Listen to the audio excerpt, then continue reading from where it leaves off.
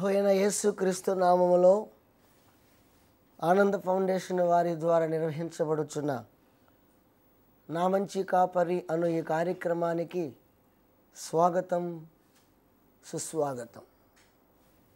అందరూ వర్తమానాలు చక్కగా వింటూ మేలు పొందుచున్నారని, తద్వారా దేవునికి మహిమ కలుగుతుందని మేము చాలా సంతోషిస్తున్నాము. ప్రభువుకి స్తోత్రాలు చెల్లిస్తూ ఉన్నాం.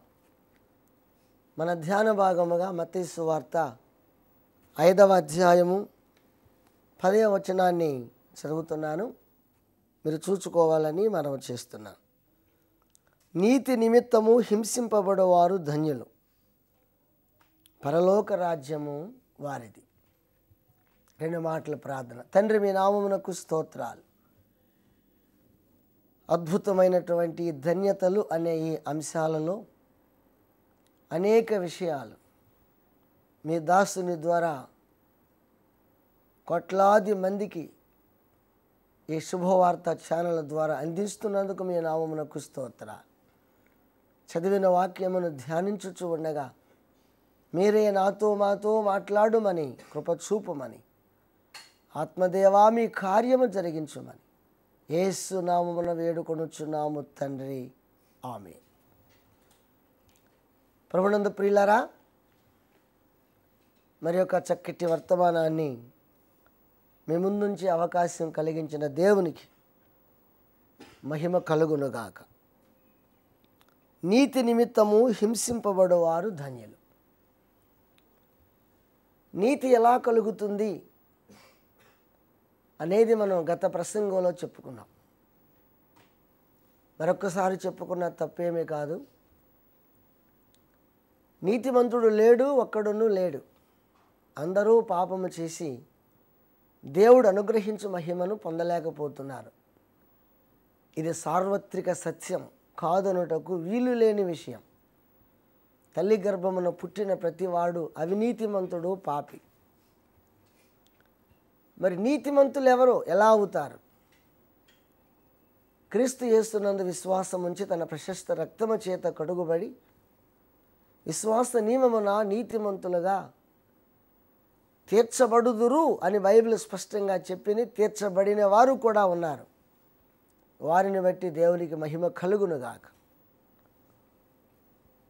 అలాగే నీతి అనేది ఒక యాక్టివిటీ, ఒక కార్యకలాపం. కలిగిన వ్యక్తిని నీతిమంతురాలు, నీతిమంతుడు, నీతిమంతులు అంటాం.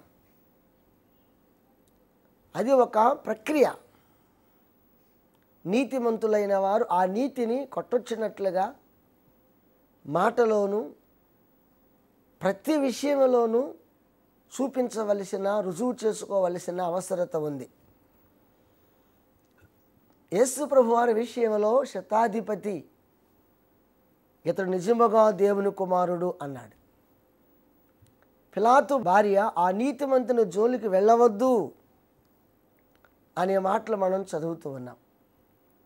హెబ్రీ పత్రికలో పౌలు అన్నాడు, పరిశుద్ధుడు, పవిత్రుడు, నిర్దోషి, నిష్కల్మషుడు, పాపులలో చేరక ప్రత్యేకముగా ఉన్నవాడు, ఇట్టి ప్రధాన యాజకుడు మనకు సరిపోయినవాడు అని హెబ్రీ పత్రికలో మనం చదువుతున్నాం.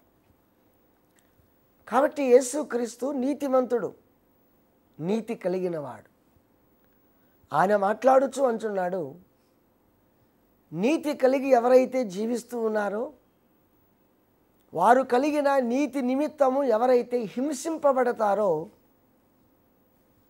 వారు ధన్యులు.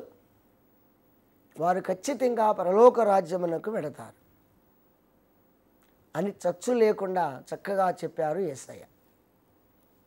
నీతి నిమిత్తమై హింసింపబడుట అంటే హింస పొందేవారు ఉన్నారు, హింసించేవారు ఉన్నారు.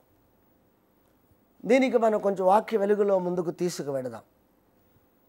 చూడండి మీ గ్రంథాలు. యోహాను సువార్త 15వ అధ్యాయము 20-21 వచనాలు నేను చదువుతున్నాను. దయచేసి మీరు ఒకసారి చూసుకోవాలని మనవి చేస్తున్నాను. దాసుడు తన యజమాని కంటే గొప్పవాడు కాడని నేను మీతో చెప్పిన మాట జ్ఞాపకము చేసుకొనుడి. లోకులు నన్ను హింసించిన ఎడల మిమ్మును కూడా హింసింతురు. నా మాట గైకొనిన ఎడల మీ మాట కూడా గైకొందరు. అయితే వారు నన్ను పంపిన వానిని ఎరుగరు గనుక నా నామము నిమిత్తము వీటన్నిటినీ మీకు చేయుదురు. నేను వచ్చి వారికి బోధింపకుండిన ఎడల వారికి పాపము లేకపోవును. ఇప్పుడైతే వారి పాపమునకు మిషలేదు. నన్ను ద్వేషించువాడు నా తండ్రిని కూడా ద్వేషించుచున్నాడు. ఎవడునూ చేయని క్రియలు నేను వారి మధ్య చేయకుండిన ఎడల వారికి పాపము లేకపోవును.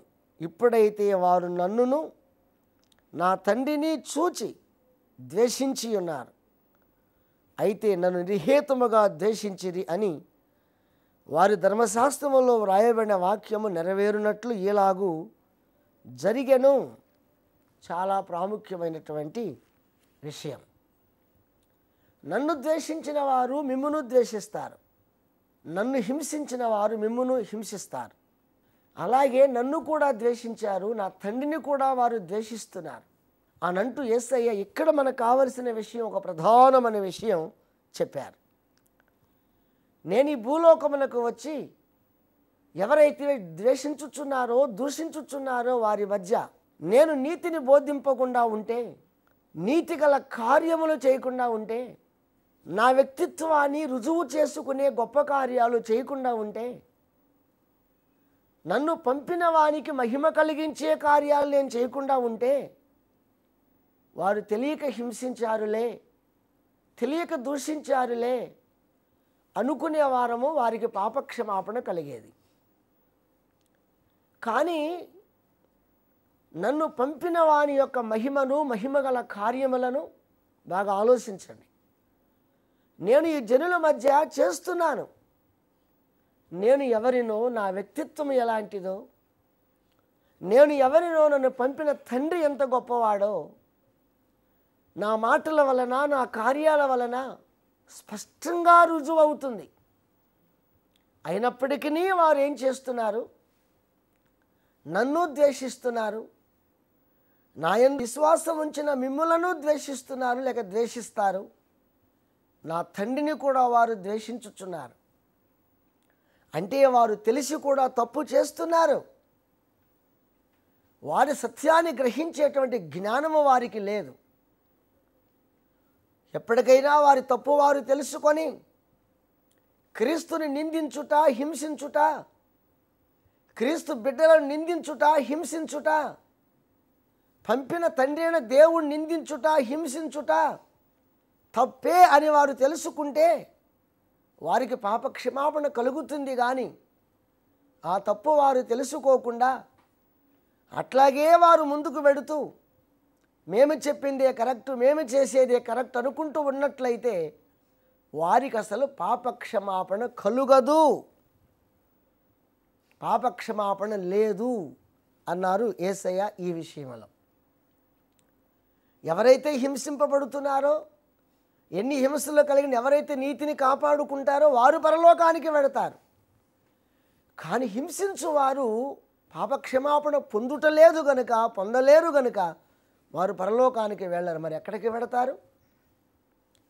పాపం వల్ల వచ్చు జీతం మరణం, అగ్నిగుండానికి వెళతారు. నోరు పెద్దది చేసుకొని కళ్ళారా చూస్తూ చెవులారా వింటూ కూడా గ్రహింపు లేకుండా మూర్ఖంగా ప్రవర్తించుచున్నారు గనుక ఖచ్చితంగా వారు అగ్నిగుండం పాలవుతారు అని యేసు ప్రభు వారి ఈ భాగంలో చక్కగా చెప్పారు.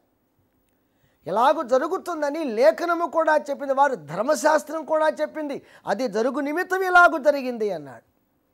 కాబట్టి ఈ విషయంలో దైవ సేవకునిగా మీ ముందు నేను ఒక సత్యాన్ని ఉంచుతున్నాను.